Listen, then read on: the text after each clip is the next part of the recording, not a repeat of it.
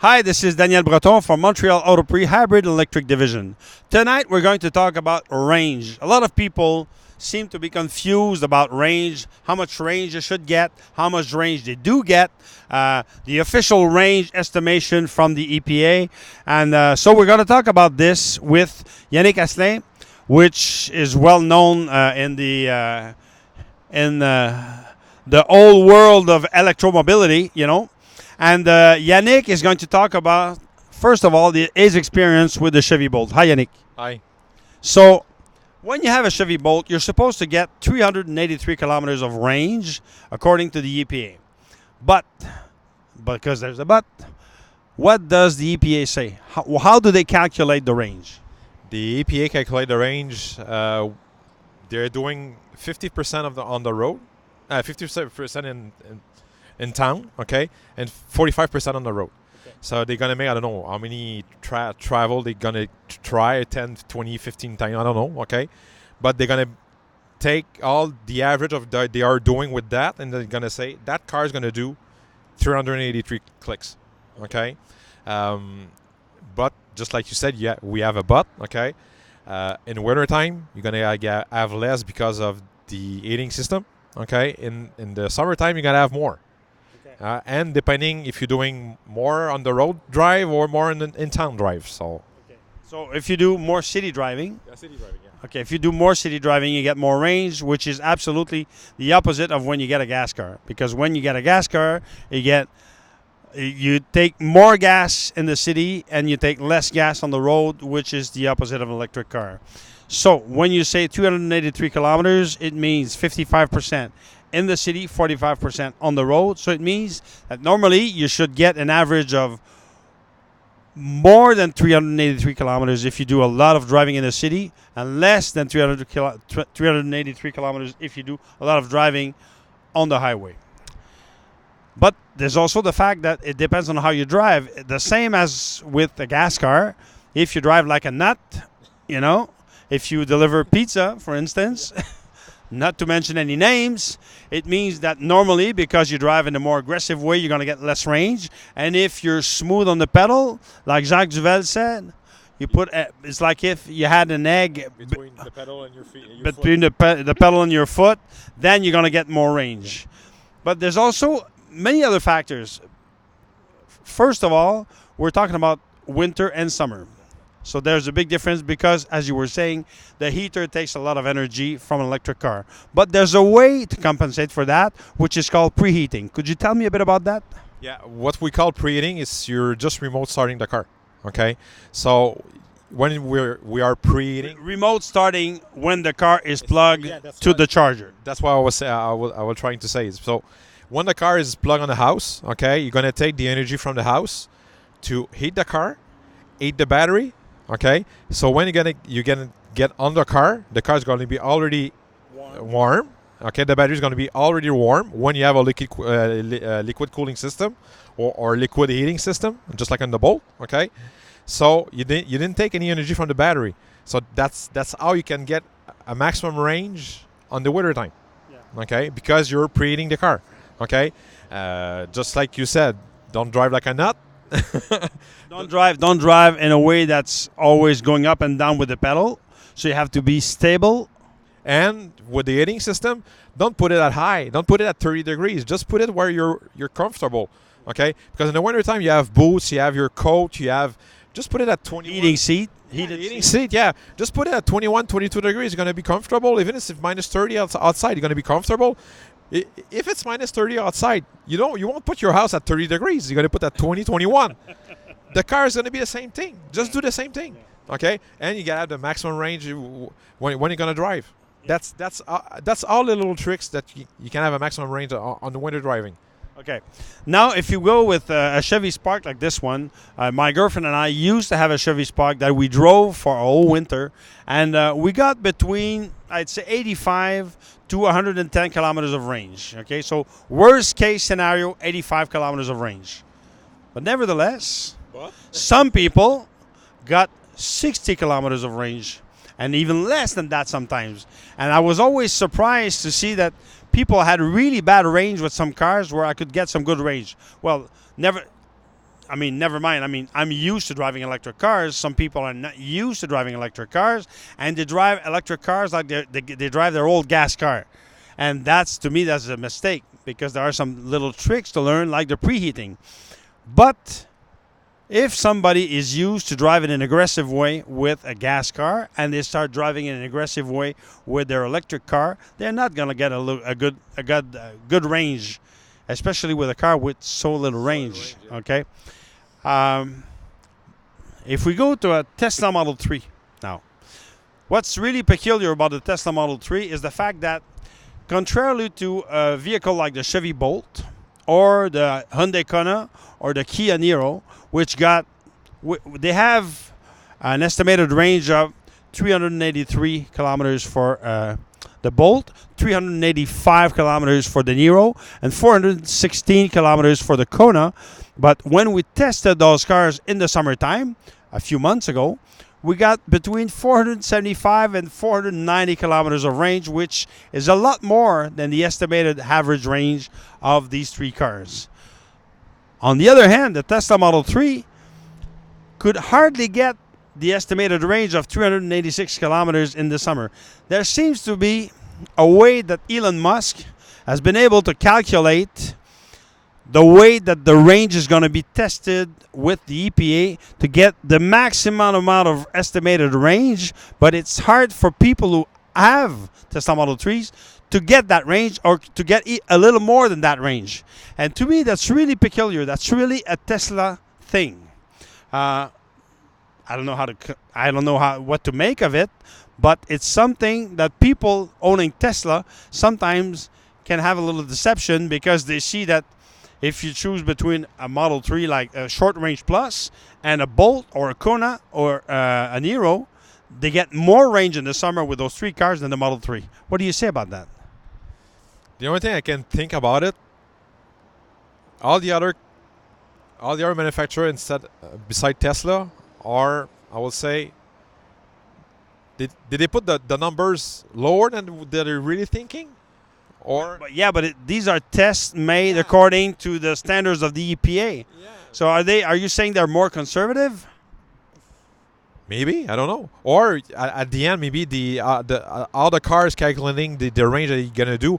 Maybe it's different between a Nissan or the algorithm. It's different from a Nissan, from a Tesla, from a Chevy Bolt. Why?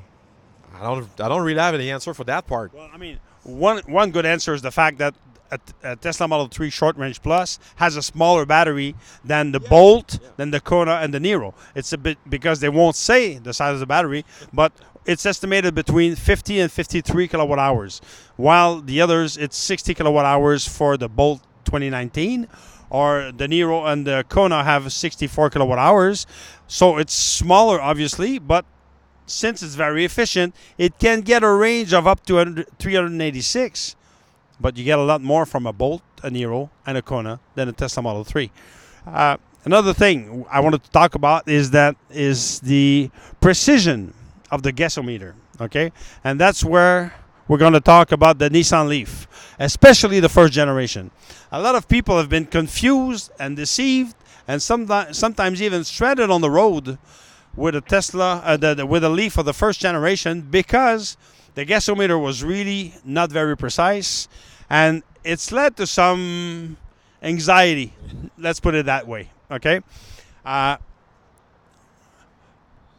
Depending on the manufacturers, some car manufacturers have more precise gasometers, like the Chevy Bolt, for instance, the Kia Niro, or the Hyundai Kona, than the Tesla Model 3 or the Nissan Leaf of the first generation. Second generation is better than the first generation. But to me, when you have a gasometer that's not precise, it can lead to more range anxiety, don't you think? Yeah, that's for sure. Because if you cannot trust your car,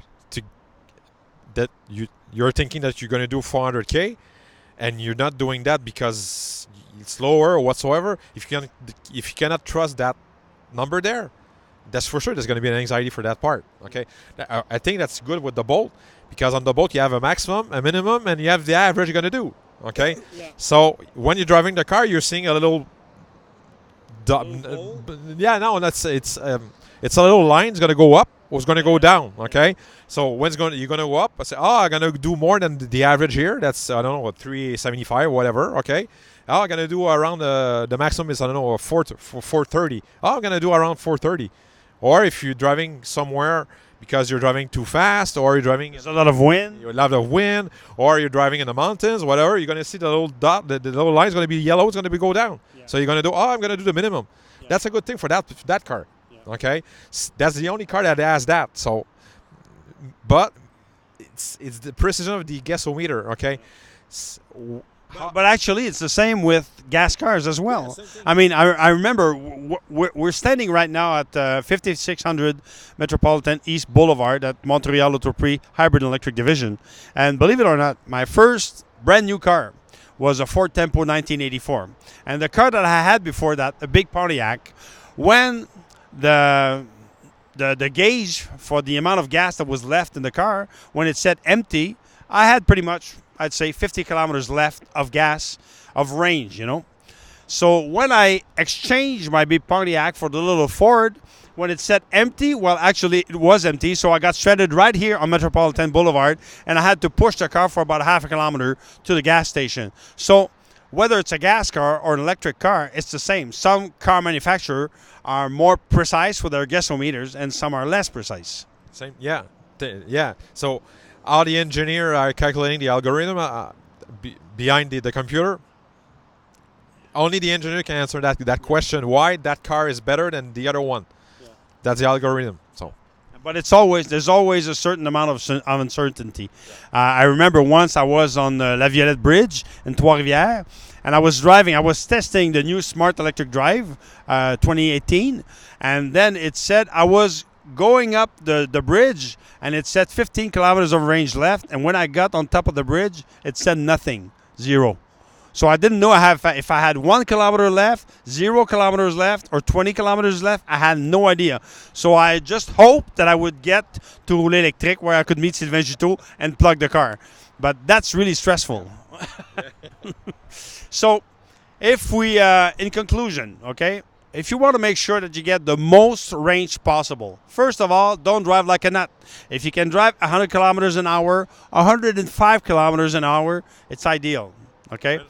Normally, all the cars are going to tell you, because if you're looking for a leaf, I think you have leaves that's going to appear. Okay. Yeah. If you're looking for a bolt, the dash is going to be green or yellow or what. Yeah. So I know for a fact that your bolt, if you're at 105, you see that the circle there is coming to a yellow. So the car is going to tell you if you're driving like a nuts for an electric car to have a better range or not. Okay.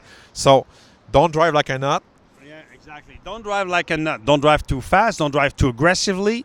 And also, if there's a lot of wind, you have to take that in consideration. You can lose, I'd say, easily between 10 and 20% of range when there's a lot of wind.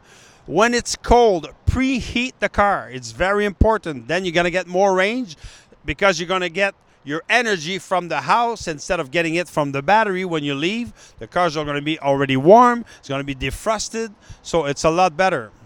What else? I think that the tires. Oh yeah. If you change your tires, well, if you change brand and you don't buy a fuel efficient type of tire, you can get less range because of that. It means that the car is going to consume more energy just because of the tires. If you put a roof rack on, it's going to take more energy. I tested this summer my Tesla Model 3 with a rooftop and a combi box, a double combi box, and it got between 15 and 25 percent less range because of that box, just that box on the roof. Just like the apocalyptic car bolt that we made at the dealership. Exactly, okay. Because they made a special bolt with fat tires. It was higher to the ground, and it had a roof rack, and I think it's 30% loss of range. Yeah, 30% less of range. So instead of making 383, we're making 240 in the summertime. In the summertime, believe it or not. So it doesn't take that much to lose range. So you can be very efficient and very inefficient. But one thing I can tell you, whatever the brand, whatever the car, they always have in the computer in front of you, they're going to tell you how you drove at the end of the day. They're going to give you your bulletin, exactly, to say, well, you drove well, so you get a lot of range and you got kudos and green leaves and whatever. But if you don't drive well, there's gonna be a lot of red, and they say beware on how you drive. So if you want to get the most range, be efficient. Think about the egg under your foot, like Jacques Duval said, and then you're gonna get a lot of range in the summer and in the winter. Yannic, thanks a lot. Thank you. It was Daniel Breton for Montreal Auto Prix Hybrid and Electric Division. See you soon.